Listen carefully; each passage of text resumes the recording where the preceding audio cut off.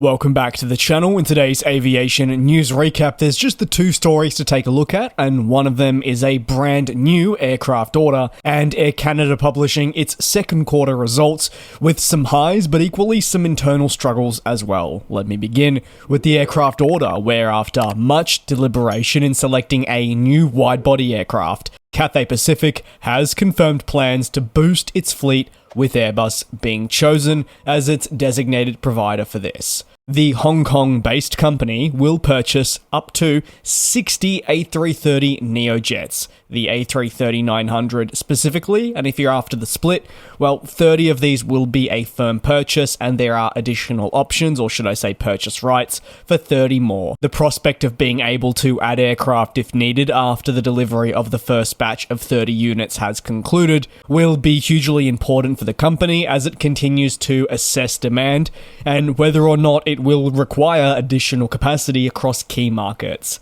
Cathay Pacific says the A330neo was the most optimal choice for their future flying needs. Deliveries are expected to commence in 2028 and be progressively delivered in the future from that point forward. Once delivered, if you're after the utilization of these new aircraft, well, Cathay Pacific has already outlined that it expects the planes to be used in a different manner to the A330ceo, more focusing on regional services.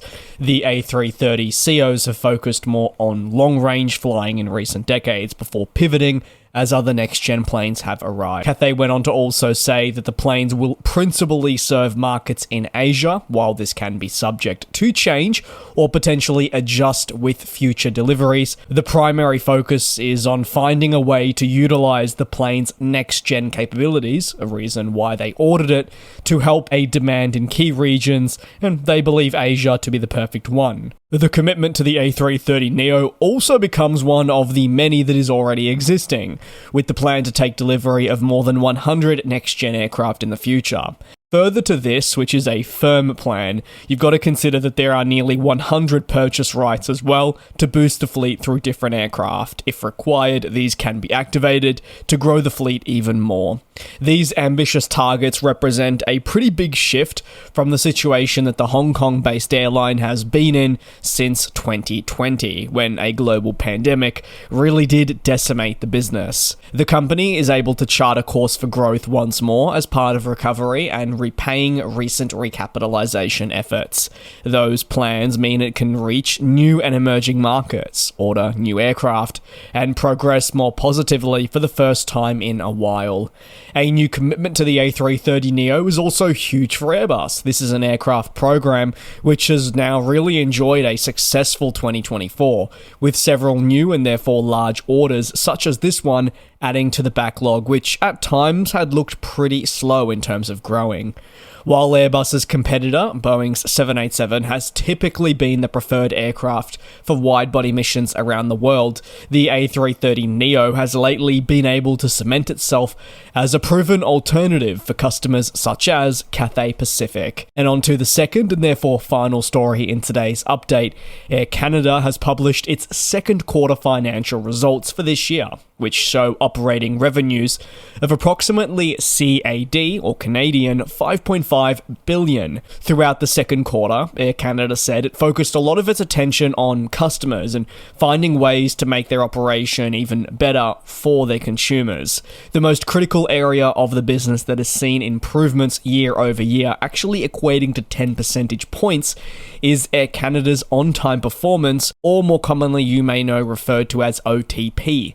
Air Canada highlights this performance improvement even after it has continued to expand its operation by adding new routes in the quarter, which could have hurt the on-time performance, but ultimately hasn't as of yet. Across Q2, 11.6 million customers were transported, while operating income reached 466 million. The solid customer numbers were primarily driven thanks to increased demand and a capacity increase across the board, which represented 6.5%. Despite these customer increases, the second quarter profit was 410 million. Now, obviously, that could be a lot worse, but it does represent the halving over yearly results, as you guessed it, operating costs, and the international market has struggled. Total operating expenses rose by some 9%, or around 500 million, to just over 5 billion. And again, this should really not come as a shock. In fact, it feels almost like Groundhog Day with each major airline's financial results I am covering in recent quarters. One of the standout features has been the higher than average operating costs that are being reported, and airlines such as Air Canada need to find ways to mitigate this long into the future to make sure that they are stable. The company in the second quarter was able to secure new lease agreements in the form of the 737 MAX with the plan of these new narrow bodies to aid domestic travel and even further into North America. And really, it's been trying to find ways to also optimize its international network to cope with some of the complexities that come with these long-range flying. The airline has unveiled that an international expansion plan is on the horizon. However, many of these markets that are being targeted are not currently within reach because of aircraft availability. So as a result, Air Canada definitely remains a little bit cautious with those expansion plans I speak of, and the optimization can't really occur until it has the available aircraft it requires in the future. The second quarter's highlights included the diversification of that network. The company mentioned 3 key locations of Singapore, Stockholm, and India. That'll conclude today's shorter industry update. Any thoughts on the brand new order or updates surrounding Air Canada, and you can let me know down below in the comments. Thanks a bunch for watching, take care, be safe, and I'll see you same place, same time tomorrow for your latest industry news.